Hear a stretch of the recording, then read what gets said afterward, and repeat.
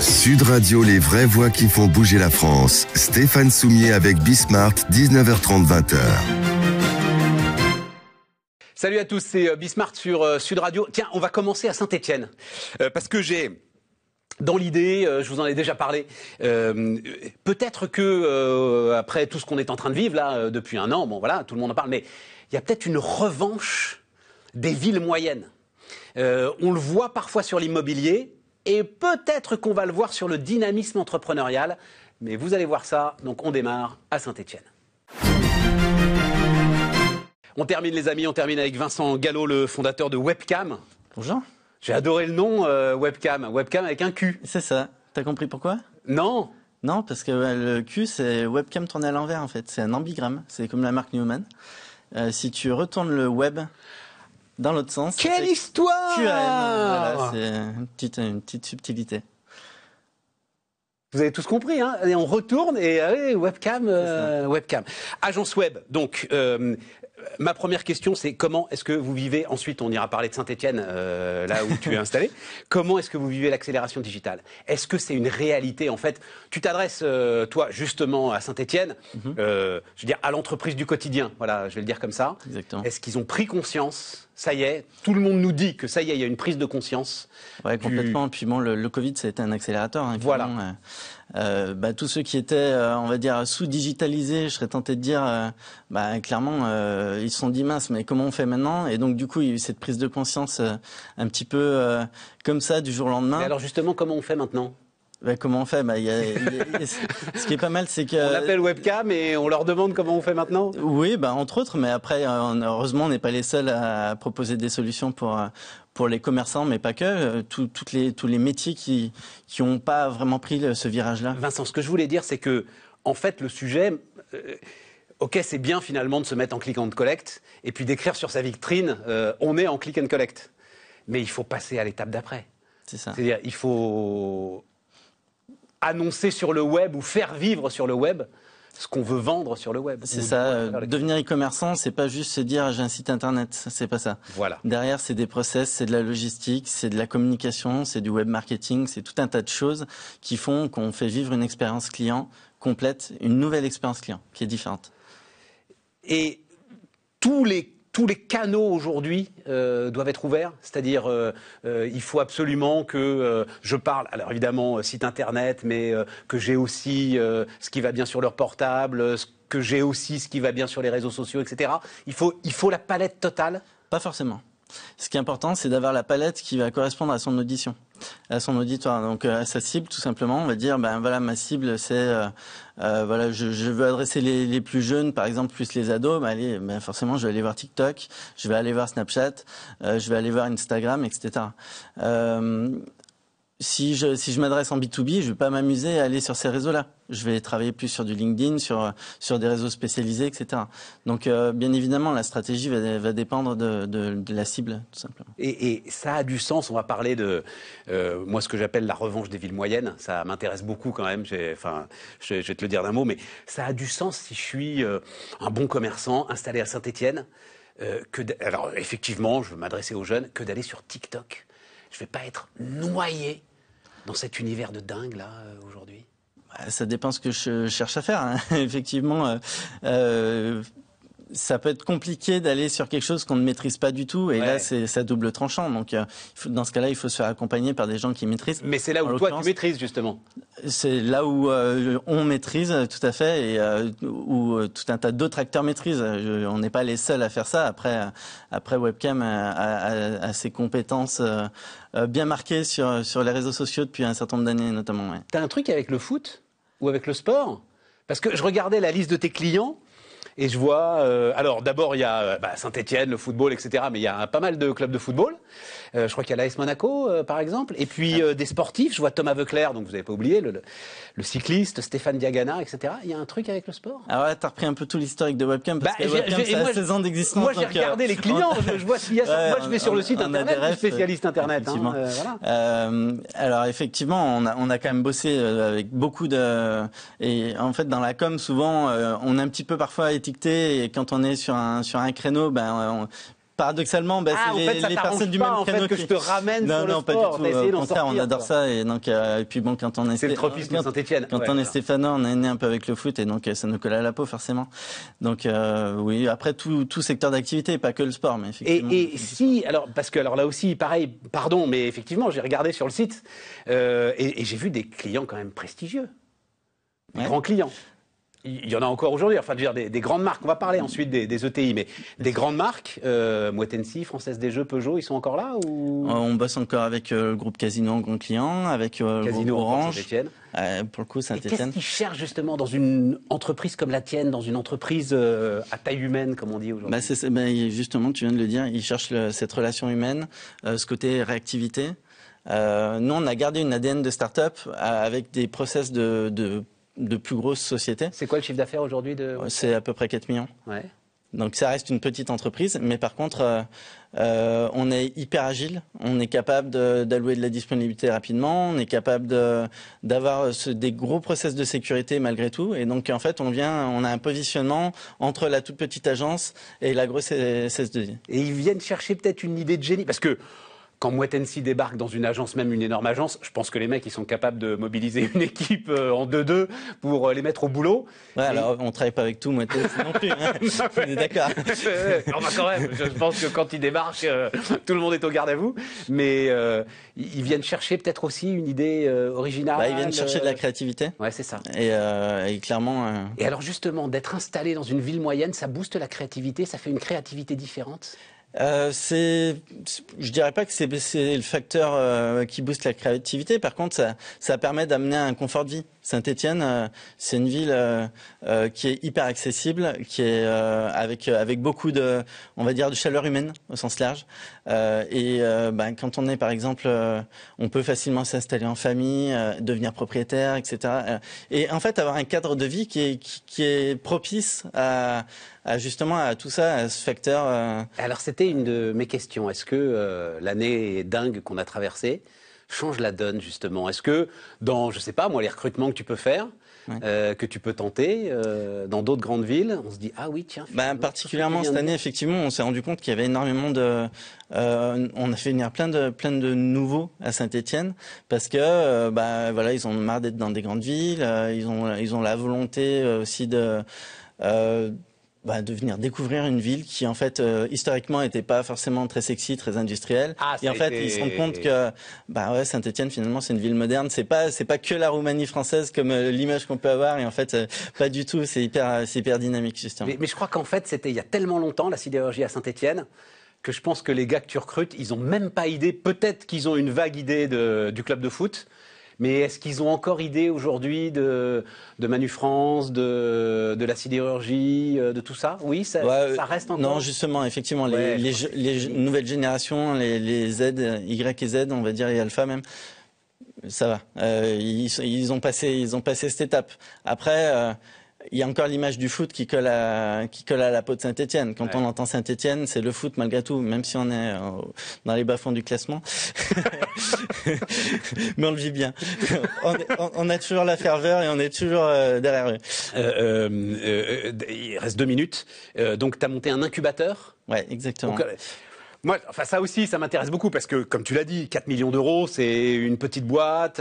J'imagine qu'il faut se battre pour exister. Ouais. Et néanmoins, tu trouves le temps, l'énergie et tout ça de faire un incubateur à Saint-Etienne, mais c'est pour dynamiser la ville, c'est pour dynamiser ta boîte à toi? Alors c'est pour, effectivement déjà, il y a un côté développement économique local, clairement. Et moi, je suis très entrepreneur, je suis investi dans d'autres projets autre que Webcam. Et quand j'entreprends, quand j'ai entrepris au départ, j'ai fait des erreurs. Et j'ai là maintenant envie de faire part de mon expérience. Webcam a plein de compétences, plein d'expertises diverses et variées qui vont répondre aux besoins de toute start-up qui va se développer. Donc, je me suis dit, pas forcément dans le digital pur et dur, mais tout ce qui va être développement commercial, c'est des choses qu'on sait faire. Créer un plan d'action commercial, le web marketing et la communication, c'est notre expertise de base. Et donc, évidemment, maintenant, toute entreprise passe par là. Il va y avoir tout ce qui va être création d'identité. Que ce soit sur de la spécificité de logo, de créer des belles slides de PowerPoint, bien évidemment avoir un beau site, etc. Enfin voilà, toutes les compétences et toutes les expertises sont réunies chez nous, donc on s'est dit pourquoi ne pas le faire? Donc autant essayer de donner ce petit coup de pouce et créer un accompagnement un peu quotidien. C'est un peu la volonté de cet incubateur, c'est faire quelque chose qui n'existe pas à côté. Et participer à la dynamique de la ville. Exactement, on a ce petit côté, petit côté chauvin. Mais il y a une petite pointe d'accent d'ailleurs. Hein. Ah peut-être, je m'en rends pas compte. Ah mais c'est possible. oui, on l'entend. Très spécifique, pointe d'accent stéphanois. Merci pour tout ça, Vincent. Vincent Gallo, donc un webcam qu'on peut inverser maintenant, ça y est, j'ai compris. Était notre dernier invité sur Bismart. Bonne soirée à vous et nous, on se retrouve demain.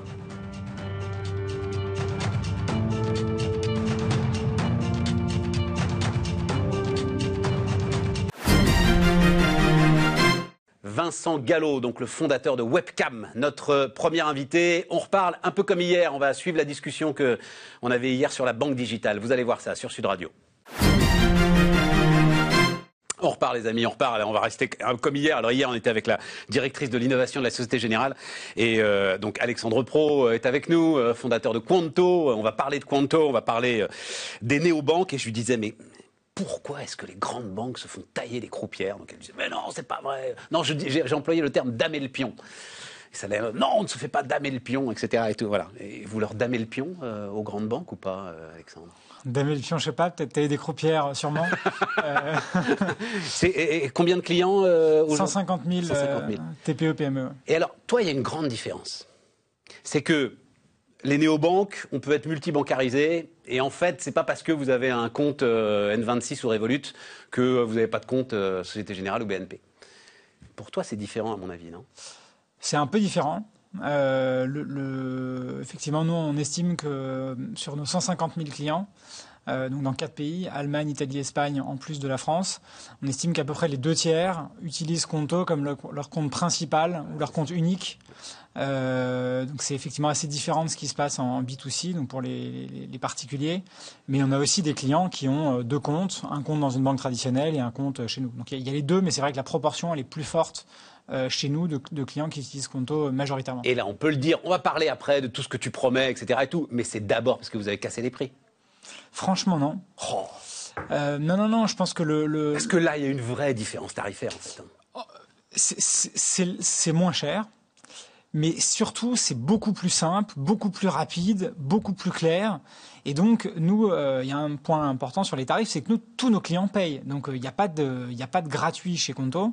Et d'ailleurs, nos clients, je pense, sont assez contents parce qu'ils voient bien qu'un bon service, c'est rarement complètement gratuit. Mais tu parles de ton concurrent Shine, mais je crois qu'il n'y a plus de gratuit non plus chez Shine. Non, pardon. Non, je parle en B2C. Ah oui, en B2C, oui. Oui, d'accord. Oui, bien sûr. Non. Et donc je pense que non, on est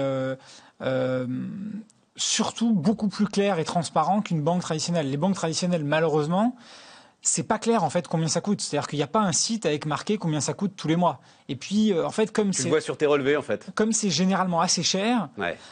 On va essayer de négocier, d'avoir une carte gratuite, d'avoir 20% de réduction, de pas payer la première année, etc. Donc toute cette espèce de prise de tête, si je puis dire, sur les tarifs et la négociation, nous, on l'a pas chez nous. Nous, il y a personne qui négocie. C'est 9 € et ou tu sais, plus. Et ça, voilà. Alors, tu le connais toi par cœur. Et les entrepreneurs individuels, jeunes entrepreneurs, enfin ceux qui, à la limite, regardent leur compte bancaire, quand on va le dire ça comme ça, de leur entreprise, le vivent comme moi je peux le vivre. C'est-à-dire, quand tu as une négo, ils te mettent quand même le vrai tarif. Et puis ensuite, ils te mettent moins, donc la négociation.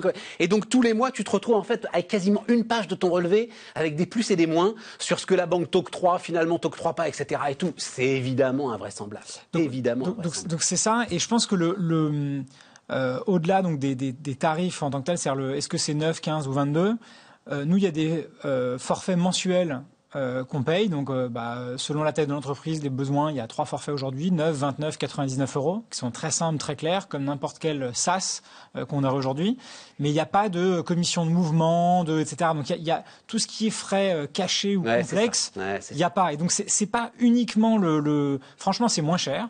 Mais c'est surtout que c'est clair, c'est transparent, c'est fair, et il n'y a pas de, si je puis utiliser le mot, entourloupe, quoi. Parce que quelquefois, on a un peu l'impression qu'on comprend pas, et que même quand on creuse, choses, en fait, on va pas comprendre avec les banques traditionnelles. Et nous, c'est exactement l'inverse de ça. On est très vintage dans le vocabulaire, là. Damer le pion, entourloupe, voilà, hein, très vintage. Bon, Alexandre, j'ai écrit Elle a tout d'une grande, parce que si j'ai écrit Elle a tout d'une grande, c'est que, ça y est, tu lances une campagne télé, donc Quanto lance une campagne télé. On va voir les images, là, on va pas mettre le son quand même, parce que, bon, il y a des limites à ce qu'on peut faire, mais à la limite, on la voit bien, là, sur l'image, donc la carte Quanto, elle défonce le téléphone, tout se fait en ligne, etc. et tout. Ça, c'est quoi? C'est les notes de frais, ça, qu'elle défonce. Et le premier truc avant, c'était toute la paperasse. Enfin, je sais plus, ça va revenir de toute façon. Toute la paperasse, notamment pour l'ouverture de compte, qui nous se fait en 10 minutes, 100% en ligne, etc. Et il n'y a pas à envoyer des dizaines de documents par la poste, voire se déplacer en agence, etc. Mais alors ça, pourquoi? Pardon de parler de tes comptes, mais pourquoi est-ce que les grandes banques, elles maintiennent ça, justement, si c'est pas obligatoire?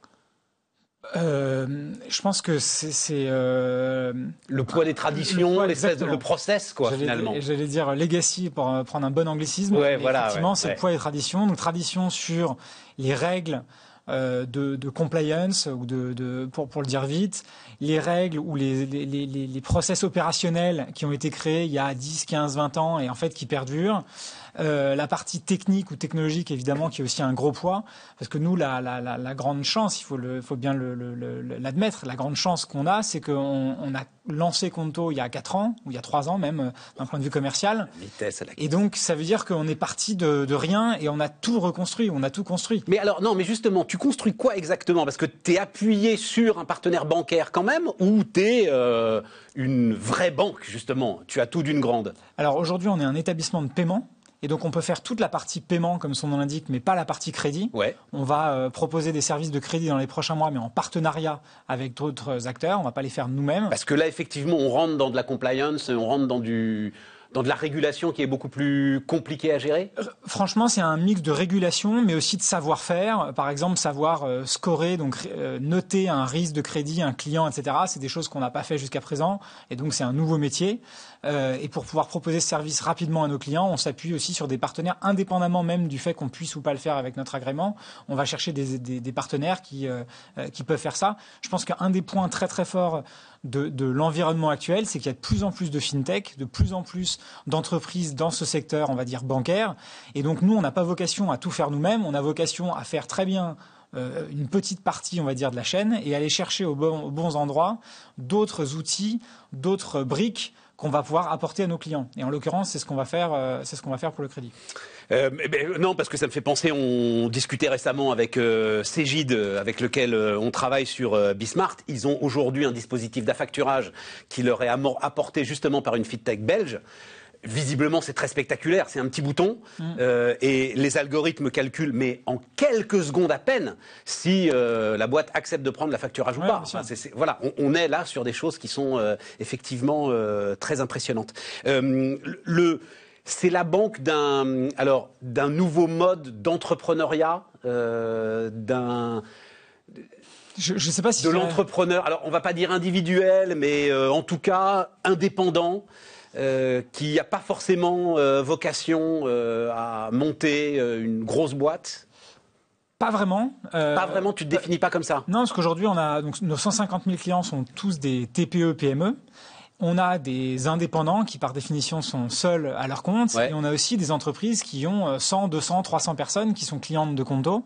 Et notamment d'ailleurs en grandissant, en améliorant notre palette de services, etc., on voit bien qu'on attire des entreprises de plus en plus grandes et aussi qu'on grandit avec nos clients. Parce que les clients qui se sont créés avec nous il y a 2-3 ans et qui étaient 1 ou 2 associés, ouais.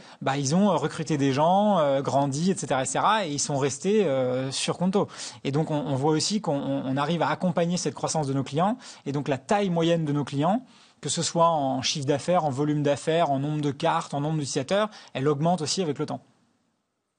Ce qui est très très bon pour ta rentabilité, évidemment, j'imagine. Oui, parce que ce sont des clients qui prennent plus les 90 € que le premier tarif que tu as donné. Effectivement, c'est pour plein de raisons. C'est des clients effectivement qui vont prendre plutôt des forfaits supérieurs, donc ça c'est un premier point, qui vont en moyenne moins faire faillite, parce que c'est aussi le risque de notre métier, c'est que il y a beaucoup de créations d'entreprises, plus de 850 000 l'année dernière en France, mais il y a aussi pas mal d'entreprises qui ferment, soit parce qu'elles font faillite, soit parce que c'est juste des entreprises qui ont fusionné ou des gens qui ont décidé de changer de métier.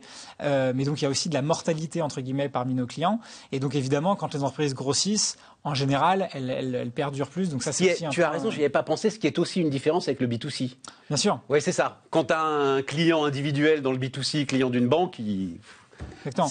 Mais ça joue plutôt pour nous, parce que comme il y a une très forte croissance du nombre d'entreprises en France, mais dans tous les pays dans lesquels on est présent, en fait, nous, on est encore plus fort, encore plus présent pour les entreprises qui se créent. Et donc, naturellement, ça accélère notre développement parce qu'on a une part de marché encore plus forte sur les entreprises en création que sur les entreprises existantes. Allemagne, Espagne, Italie, la dimension internationale, c'était indispensable aussi vite. Comme tu le dis toi-même, tu as à peine 3 ans. Alors, c'était déjà dans une volonté dès le départ. C'est pour ça qu'on a choisi le nom Conto, qui veut dire compte en espéranto, donc la langue, on va dire, européenne, même s'il n'y a pas vraiment de langue européenne. Et donc, dès le départ, on avait un site et un service en version bilingue français-anglais. On a rajouté l'allemand, l'italien, l'espagnol, évidemment, ensuite. Et en fait, je pense que il y a 2 éléments pour lesquels on s'est lancé rapidement donc sur ces 3 nouveaux marchés. Le premier, qui est que en fait le timing est quand même assez clé parce que le marché bouge, va vite, il y a pas mal d'acteurs. On est leader aujourd'hui en Europe, mais si on ne l'était pas, il y aurait probablement d'autres qui essaieraient de le faire à notre place. Donc le timing compte beaucoup. Et le deuxième élément, peut-être encore plus important, c'est que d'un point de vue culturel, on voulait vraiment, dès le départ, avoir une entreprise européenne et s'assurer que tous les gens qui nous rejoignaient et au quotidien, on était bien en train de construire un leader européen. Et si on fait trop longtemps un leader français, on a tout conçu, tout pensé, tout développé pour la France et on a un biais très fort et du coup c'est beaucoup plus dur, un peu comme les banques traditionnelles qui ont fait longtemps dans de revenir européen, quoi. Et donc nous, tout est en anglais. Tous les gens qu'on recrute, ils parlent plusieurs langues, dont l'anglais. Donc ça veut dire que ça complique aussi le recrutement d'une certaine manière, parce que ça veut dire que c'est des barrières à l'entrée un peu plus dures pour le recrutement. Aujourd'hui, on a 27 nationalités dans l'équipe. On ouvre des bureaux à Milan, Barcelone et Berlin au 2e trimestre. Et tout ça, toute cette histoire, elle a été préparée, on a commencé à l'écrire, on va dire, il y a 2-3 ans. Et ce serait beaucoup plus dur à faire si on n'avait pas fait tout ça au préalable. Ça veut dire que, je disais d'un mot Shine, donc racheté par la Société Générale. Ton projet, c'est absolument pas aujourd'hui de te faire racheter par... Pas du tout, non. Je sais pas par qui t'allais dire, mais pas du tout. Voilà, c'est ça. Non, pas du tout. Non. Pas du tout. Continue à croître. Bon, merci Alexandre. Alexandre Pro, donc le fondateur de Conto, et ça, le film qu'on a vu là, ça va être mais à la vraie télé, c'est-à-dire c'est TF1 20h. C'est la vraie télé. Ouais. Il se trouve qu'on a été il y a pas longtemps par hasard, juste avant un match de Champions League, donc j'ai eu pas mal. Waouh, la vache! Pas mal d'amis qui m'ont. Oui, mais Champions League, mais ça veut dire que ça c'était sur les chaînes payantes, parce que ça c'est. Oui. C'est bien sûr, RMC Sport. Exactement. Et du coup, il y a eu pas mal de gens qui l'ont vu, mais. TF1 quotidien. On monte en puissance, mais on fait les choses de manière assez agile et pragmatique. Donc ça arrivera sûrement un jour, mais voilà, on essaye de ne pas mettre la charrue avant les bœufs non plus. Le fondateur de Conto était notre invité sur Bismart. Merci.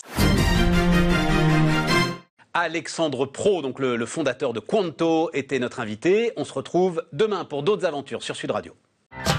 Sud Radio, les vraies voix qui font bouger la France. Stéphane Soumier avec Bismart, 19h30, 20h.